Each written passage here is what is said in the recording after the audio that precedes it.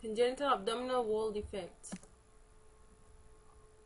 Abdominal wall defects are a type of congenital defect that allows the stomach, intestines, or other organs to protrude through an unusual opening that forms on the abdomen.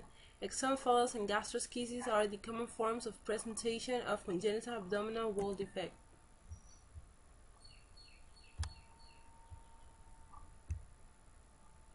Abdominal wall defects occur very early in gestation. The abdominal wall doesn't form exactly as it should, and as a result, abdominal contents can protrude out of the abdomen. The two types of major abdominal wall defects that we deal with are generally grouped into omphalocele or into gastroschisis.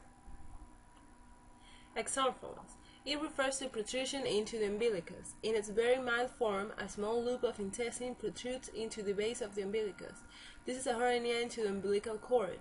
In a more severe form, the defect allows protrusion of a small intestine and other viscera, pushing the umbilical cord forward and distilling its base into a cystic mass containing the viscera. Omphalocele.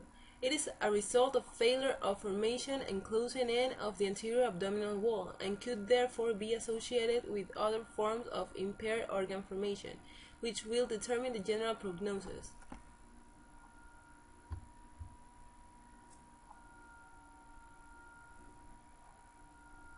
Omphalocele is an abdominal wall defect, or an opening in the abdomen, through which the intestines and sometimes the liver can come out. In omphalocele, the intestines are covered by the amniotic membrane so that they're not directly exposed to the amniotic fluid. Some omphaloceles are small, but some omphaloceles are larger and contain liver, and those are called giant omphaloceles, and they have a different treatment protocol. Gastroschisis. It is a defect in the full anterior abdominal wall through which the abdominal content protrudes into the amniotic cavity. It is not due to or associated with impaired organ formation, but there could be complications from mass protrusion of viscera through a small defect, including vascular compromise, which in early fetal life could result in bowel atresia.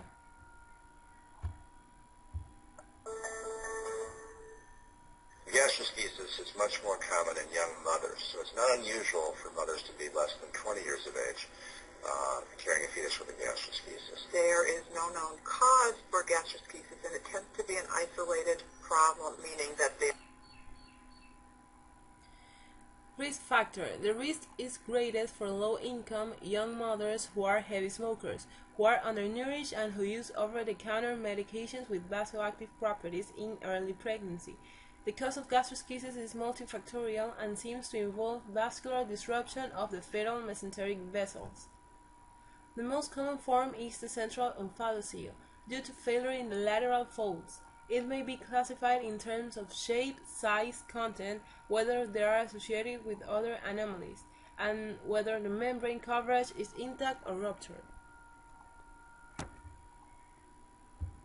Such as central nervous system problems, cardiac problems, gastrointestinal problems, even problems such as diaphragmatic hernia, genitourinary problems, problems with the kidneys. We went essentially through a checklist of all of the things that could be wrong with him aside from this congenital defect. paradoxically, it is the smaller omphaloceles, the ones that might have just bowel involvement, that are actually at increased risk to be associated with chromosomal abnormalities or potentially genetic syndromes such as Beckwith-Wiedemann syndrome. Classification. Shape. It could be conical, which includes hernia of the umbilical cord, usually small with broad skin edge diameter. Globular, in which there is a large sac hanging on a relatively small diameter base and small abdominal cavity. The size of the defect could be small or more than 5 cm, which is described as major. The content of the sac. 1 bowel loops only, small and large intestine, sometimes on part of the stomach, bladder, and occasionally the ovary, or bowel loops and liver. The cause and symptoms. Out of all the causes of birth defects, information about a great number is still unknown. As of 2004, the reason that abdominal wall defects occur has yet to be determined or understood. The symptoms that the mother may present that would indicate the development of the defect are unnoticeable. Most cases of abdominal wall defects have been found to be sporadic and have no relationship with the history of the disorder within the family. Diagnosis. Before birth, openings in the abdomen can usually be detected via a detailed ultrasound or AFP screening.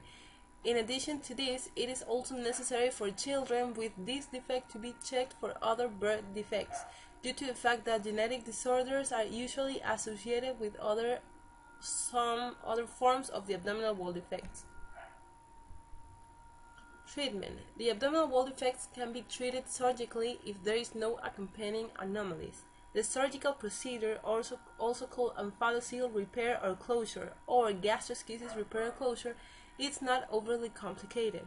The organs are normal but are misplaced. However, if the abdominal cavity is too small, or when the organs are too large or swollen to close the skin, it may be difficult to fit all the viscera into the small abdominal cavity.